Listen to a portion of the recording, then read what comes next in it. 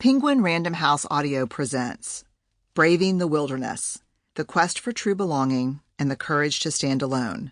This is the author, Brené Brown. To my father, thank you for insisting that I always speak up and take a stand, even when you passionately disagree. Chapter 1. Everywhere and Nowhere.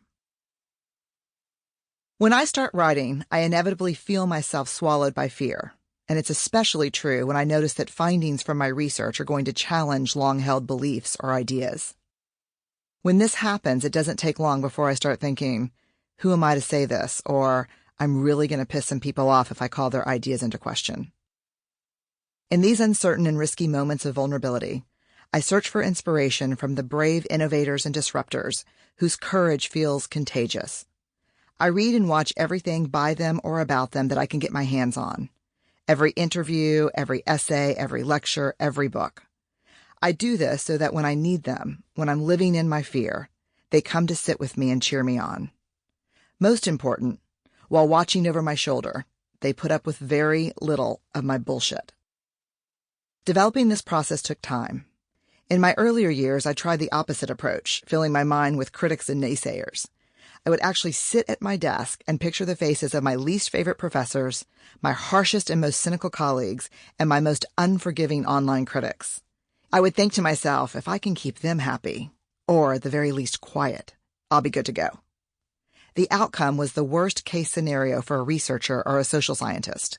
Findings that were gently folded into pre-existing ways of seeing the world. Findings that carefully nudged existing ideas but did so without upsetting anyone. Findings that were safe, filtered, and comfortable. But none of that was authentic. It was a tribute. So I decided that I had to fire those naysayers and fearmongers. In their places, I began to summon up men and women who have shaped the world with their courage and creativity, and who have, at least on occasion, pissed off some people. They are a varied bunch. J.K. Rowling, author of the Harry Potter books I love so much, is my go-to person when I'm struggling with how to introduce a new and strange world of ideas that has only just emerged from my research. I imagine her telling me, "New worlds are important, Brené, but you can't just describe them. Give us the stories that make up that universe. No matter how wild and weird the new world might be, we'll see ourselves in the stories." The author and activist Bell Hooks comes to the fore when there's a painful conversation happening around race, gender, or class. She's taught me about teaching as a sacred act and the importance of discomfort in learning. Ed Catmull, Shonda Rhimes, Ken Burns, they stand behind me whispering in my ear while I'm telling a story. They nudge me when I become impatient and start skipping the details and dialogue that really bring meaning to storytelling. Take us with you into that story, they insist. Countless musicians and artists also show up, as does Oprah. Her advice is actually tacked to the wall in my study. Do not think you can be brave with your life and your work and never disappoint anyone. It doesn't work that way. But my oldest and most steadfast counselor is Maya Angelou. I was introduced to her work 32 years ago when I was studying poetry in college. I read her poem, Still I Rise, and everything shifted for me. It contained such power and beauty. I collected every Angelou book, poem, and interview I could find, and her words taught me, they pushed me, and they healed me. She managed to be both full of joy and unsparing.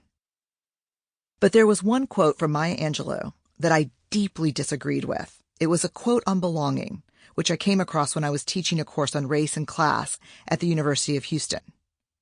In an interview with Bill Moyers that aired on public TV in 1973, Dr. Angelou said, "You are only free when you realize you belong no place. You belong every place, no place at all. The price is high, the reward is great." I can remember exactly what I thought when I read that quote. That's just wrong. What kind of world would it be if we belonged nowhere? Just a bunch of lonely people coexisting.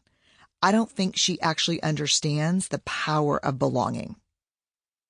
For over 20 years, whenever that quote popped up in my life, I felt a rush of anger. Why would she say that? It's just not true. Belonging is essential. We must belong to something, to someone, to somewhere. I soon realized that the anger came from two places. First, Dr. Angelo had come to mean so much to me that I just couldn't stand the thought that we disagreed on something so fundamental. Second, the need to fit in and the ache of not belonging was one of the most painful threads in my own life. I could not accept the idea of belonging nowhere as freedom. Feeling like I never truly belonged anywhere was my greatest pain, a personal suffering that threaded through most of my pre-adult life. It was in no way my liberation. Experiences of not belonging are the time markers of my life, and they started early. I attended pre-K and kindergarten at Paul Habens Elementary on the West Bank of New Orleans. It was 1969, and as wonderful as the city was and still is, it was a place suffocated by racism. Schools had only become officially desegregated the year I started. I didn't know or understand much about what was happening. I was too young. But I knew that my mom was outspoken and tenacious. She spoke up a lot and even wrote a letter to the Times-Picayune challenging the legality of what today we'd call racial profiling. I could sense that energy around her, but to me, she was just a volunteer in my homeroom and the person who made me, herself, and my Barbie matching yellow plaid shift dresses. We had moved there from Texas, and that had been hard for me. I desperately missed my grandmother, but I was eager to make new friends at school and around our apartment complex. It quickly got complicated, though. Homeroom lists were used to determine everything, from attendance records to birthday party invitations. One day, my mom's room mother partner waved the list in front of my mom's face and said, "Look at all these black kids on here. Look at these names. They're all named Cassandra." Huh, my mom thought. Maybe this explained why I was being left out of so many of my white friends' parties. My mom goes by her middle name, but her first name is Cassandra. My full name on that homeroom list? Cassandra Brené Brown. If you're African American and listening to this, you know exactly why white families weren't inviting me over. It's the same reason a group of African American graduate students gave me a card at the end of the semester that said, "Okay, you really are Brené Brown." They had signed up for my course on women's issues and almost fell out of their chairs when I walked to my desk at the front of the classroom on the first day of class. One student said, "You are not Cassandra Brené Brown." Yes, ma'am. It's also why when I walked into a job interview for a part-time receptionist at a doctor's office in San Antonio, the woman said, "You're Brené Brown?"